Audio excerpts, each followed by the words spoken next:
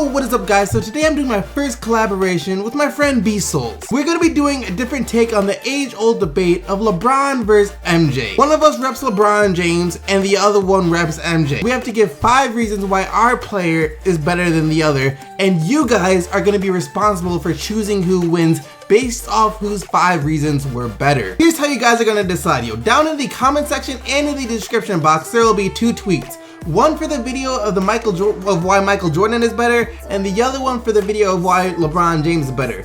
And then you guys have to retweet the one that you're gonna vote for. Basically what that means is the one that gets the most retweet wins. So if you want Michael Jordan to win, you retweet the Michael Jordan video. If you want LeBron James to win, you retweet the LeBron James video. So of course, to see his argument, you're gonna have to go over to his channel to watch his video, and that'll be in the down in the description box below as well. But now, as you guys can probably see, I will be repping the king himself, LeBron James. So without further ado, let's just get into it. Here are my 5 reasons as to why LeBron James is better than Michael Jordan. Look, there's no way around it. In terms of value brought to a team just by himself, LeBron James is in a league of his own. What I mean by this is you can literally put LeBron James onto any team in the NBA and instantly have them become a powerhouse in the league. You talk about a guy that makes his teammates better just by being on the court, and that's exactly what LeBron James does, yo. How many of you guys remember a player named Daniel, aka Boobie Gibson? Before LeBron left, he was actually kind of decent. He was a decent player. He wasn't spectacular or anything. He was giving you like, 6 or 7 points per game and around 20 minutes off the bench. But he was a really good 3-point shooter. In one year, he was shooting better than 47% from 3. But once LeBron left Cleveland, Boobie Gibson was never the same, and he never really got to play with another NBA team. 2 years after LeBron James left the Cavaliers, he would never be on another NBA team again. So LeBron James could have literally cost someone their career by leaving Cleveland. And even more dramatic, yo, in the 2009-2010 NBA season, the Cleveland Cavaliers won 61 games. In LeBron's last year with Cleveland, they won 61 games with a roster that included basically nothing, yo. Yet LeBron James, Mo Williams, an old Antoine Jamison, and an even older Shaq. And then the next year, LeBron left, and basically the exact same team won only 19 games. So from 61 to 19. Now I know you probably think MJ was just as valuable to the Bulls as LeBron was to Cleveland, but remember that year the Bulls went without MJ after he retired for the first time? Yeah, they still finished that year 55-27 without MJ and made it to the Eastern Conference Finals. So the Bulls go a year without MJ, and they go 55-27. Cleveland Cavaliers lose LeBron James, and they go from 61-21 to 19-63. Even if you want more recent proof as to why LeBron James is a valuable team, you can look to his impact on the new Cavaliers. The Cavs are now 3-13 when LeBron hasn't played with this team. 3-13. This is a team that went to the finals back-to-back years and even won once, and even won the championship last year. Literally, you take LeBron James off this championship team and they most likely don't even make the playoffs.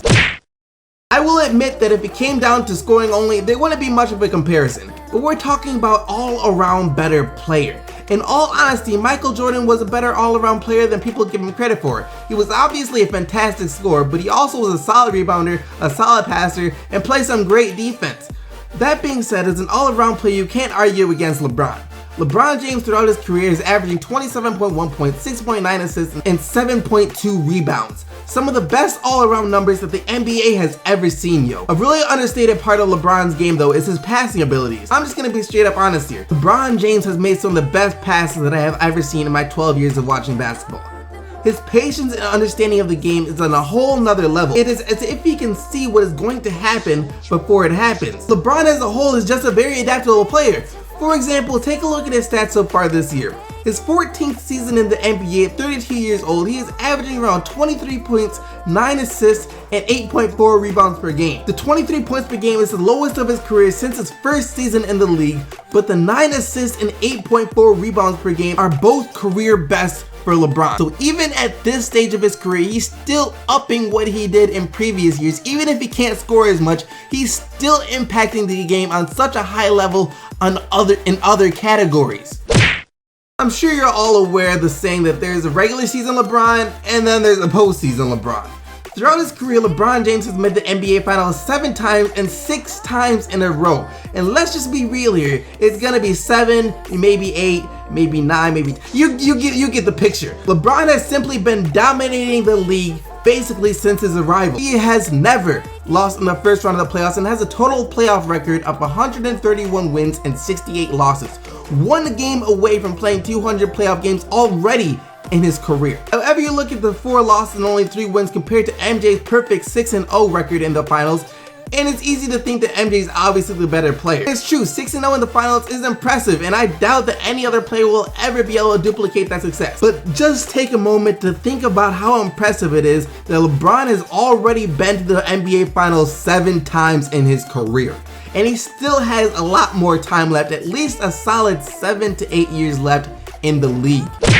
This category requires a bit of foresight. Take a look at where LeBron James ranks in the all-time leaderboards already in his career. Right now he is 10th in scoring, 18th in assists, 99th in rebounds, and 24th in steals. He is going to shatter some of these records by the time his career is all said and done. MJ, on the other hand, is 4th in points, 42nd in assists, 122nd in rebounds, and 3rd in steals. So LeBron has already passed MJ in 2 major categories in this list, and he still has a lot of time left to play. The only one where I think MJ will keep the lead is in the steals.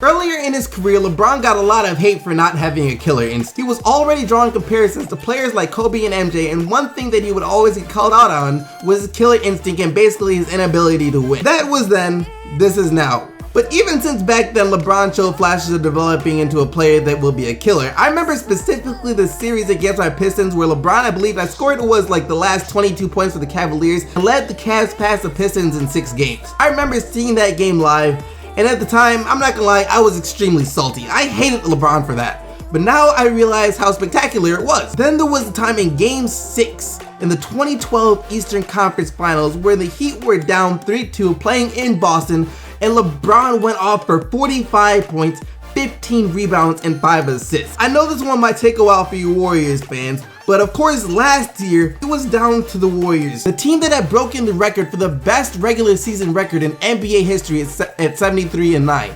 He was down to them 3-1 in the NBA Finals and came back to bring the Cleveland Cavaliers their first NBA championship. And the talk about LeBron James not having a killer instinct or not having a strong enough will to win has to stop. Sure, he might not be hitting a lot of game winners or anything like that, but that's not all a killer instinct is. It's merely making the right play at the right time, and that's what LeBron James does. Even if it's on the defensive end, LeBron James will make the right play. Towards the end of games, you can always rely on LeBron in the clutch. So there you guys have it. Those are my 5 reasons as to why LeBron James is better than Michael Jordan. Be sure to go check out Beastsoul's video on his channel. And also, like I said, don't forget to vote because you guys are going to be the deciding factor in who wins this. Who is better, Michael Jordan or LeBron James? Like I said, there will be 2 links to tweets down in the comment section and the description box. So retweet the one that you want to vote for. And also like this video if you want to see more collaborations between us like this, where we pick a player each and had to pit them against each other, come up with the reasons to why one is better than the other. But I hope you guys liked the video. Subscribe to the channel if you haven't already. You guys already know I'll be right back here tomorrow with another NBA video. So until then, keep giving the Buckets team SDC, and I'm out of here. Peace!